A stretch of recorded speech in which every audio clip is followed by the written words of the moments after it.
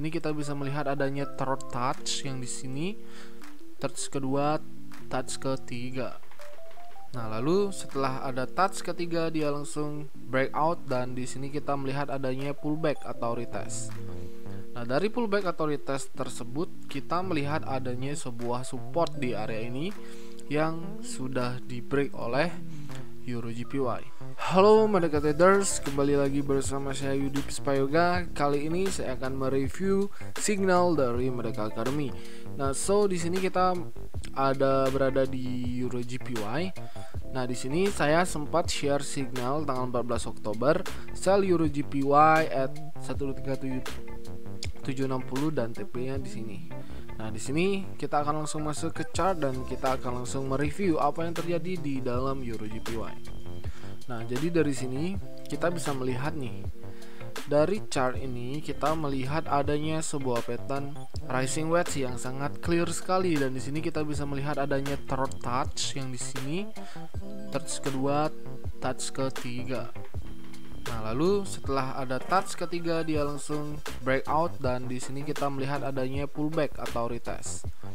Nah, dari pullback atau retest tersebut kita melihat adanya sebuah support di area ini yang sudah di break oleh EuroJPY.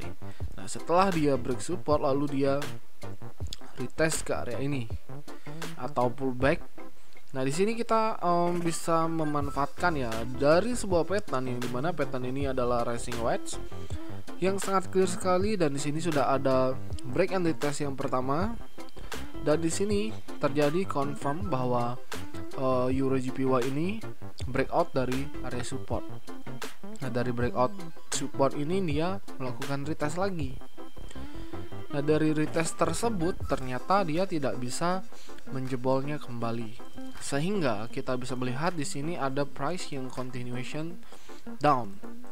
Jika kita hitung dari sini, jika kita entry ketika dia breakout, lalu di sini kita bisa melihat di sini stop lossnya cuma 17 pips. Sedangkan peluang profit, let's say kita akan mencari take profit minimal di sini di area ini. Jika kita mendapati take profit minimal di sini, berarti kita sudah dapat 54 pips, which is itu risk to rewardnya 3 banding 1 banding 3.19. Nah, jadi di sini ada risk to reward 1 banding 3.19. Ini adalah take profit pertama, dan jika kita memasangkan take profit kedua, berapa pips yang akan kita peroleh? Nah, jadi di sini kita akan surplus sekitar 140 pips. Nah, jadi di sini kita hanya bermodalkan stop loss 17 USD, sedangkan take profit itu 141 pips. Atau jika kita entry 0,1 lot berarti itu menjadi 141 USD. Nah, jadi modal kita cuma 17 USD. Let's say kita entry 0,1 lot. Modal kita hanya membutuhkan modal 50 USD pun kita bisa entry di sini dengan leverage yang besar. Inilah kenapa saya masih bertahan di dalam bisnis trading forex ini, karena adanya leverage yang memungkinkan kita untuk menggandakan income kita itu lebih besar daripada bisnis-bisnis yang lain. Jadi saya sangat suka jika stop lossnya kecil-kecil seperti ini, jadi kita bisa menggain profit itu banyak. Jadi kita bisa memanfaatkan leverage itu sebaik mungkin. Nah, jadi di sini kita bisa melihat adanya rejection di area support, dan di sini kita bisa memasangkan garis trendline diagonal. Di sini juga kita bisa memasangkan support. Nah, jika kita zoom in, di sini kita melihat adanya sebuah swing high dan swing low. Dari sini ada perubahan dari lower high menjadi higher low, higher high. Di sini berpotensi menjadi higher low, sehingga dia bisa berkemungkinan naik ke area resisten ini. Jika dia naik ke area resisten itu, maka kita mendapatkan sebuah pattern. Nah, jadi di sini kita berasumsi ya, membuat possibility EuroJPY ini akan membentuk sebuah pattern bearish flag. Nah, jadi di sini kita akan menunggu adanya tertouch seperti yang dibuat di area ini. Jadi di sini kita bisa melihat adanya market repeat history repeat itself.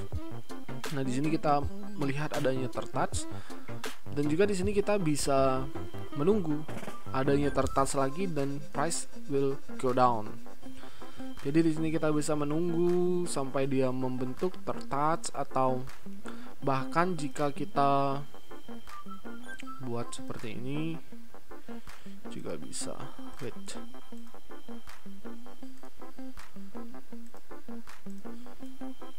Nah, jadi jika kita membuat possibility itu dari sini kita bisa seperti ini, which is ini akan menjadi sebuah pattern ascending broadening wedge.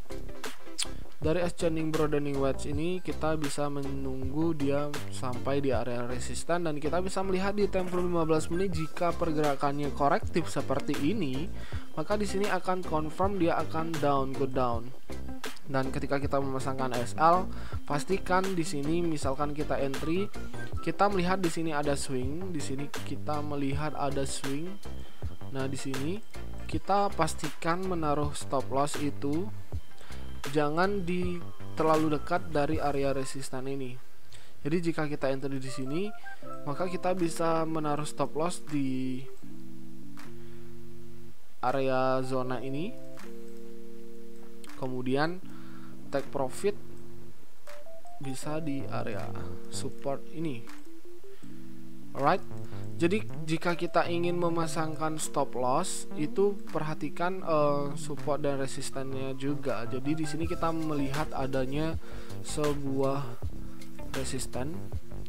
Nah, jadi jika kita entry di sini otomatis kan agak jauh ya space-nya. Di sini masih ada space untuk dia mencoba naik ke area ini. Nah, kita memasangnya di atas dari area ini. Jika stop loss kita besar, misalkan di sini kita mempunyai stop loss 53 pips, maka kita bisa memainkan di lot. Kita entry pertama itu kita menggunakan lot kecil. Let's say lot paling kecil dari account kita.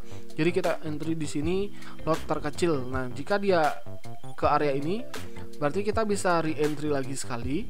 Itu menggunakan lot yang agak up 0,1 boleh di sini.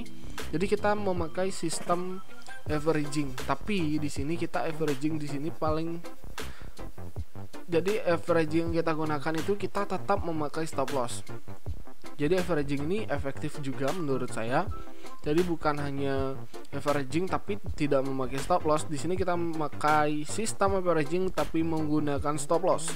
Nah, jadi fungsi dari stop loss itu sudah jelas. Jika kita sudah salah arah, sudah langsung ke cut. Jadi posisi yang kita punya itu udah langsung ke cut. Nah, jadi kita misalkan kita re-entry di sini karena dia sudah berada di area resisten. Di sini kita memiliki stop loss 31 pip. Jadi kita mempunyai dua posisi.